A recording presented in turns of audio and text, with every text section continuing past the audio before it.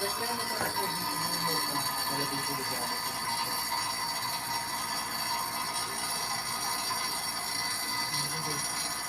ng payment ko.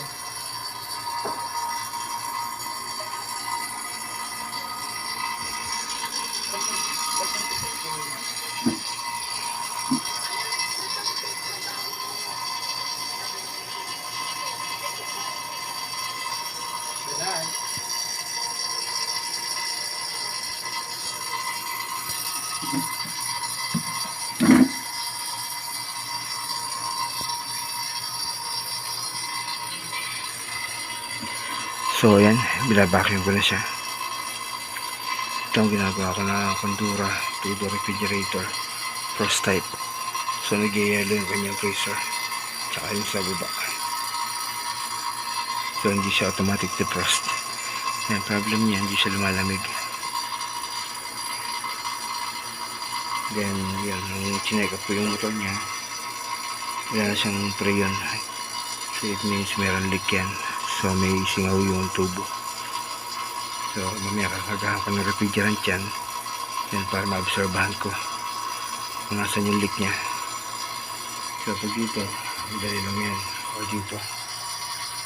Pero ang problem yan kapag nasa loob na yung leak nya.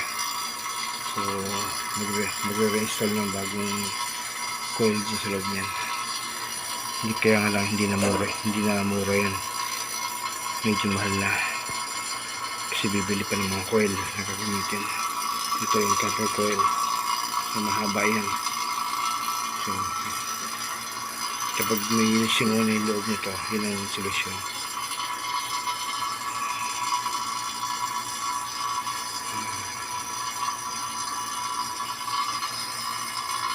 Hintayin ko lang matapos yung vacuum nya. Then mamaya nakagahan ko na. Then ma-absorb ko kung lalamig ba o kung ano yung status nya.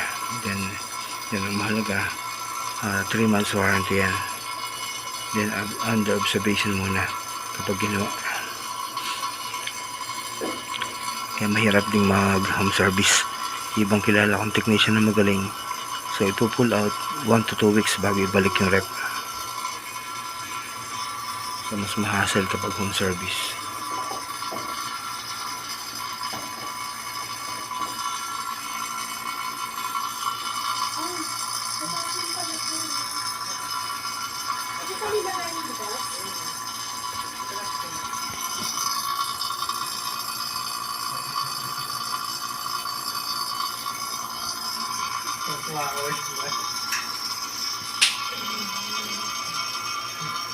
So yan, may okay na to.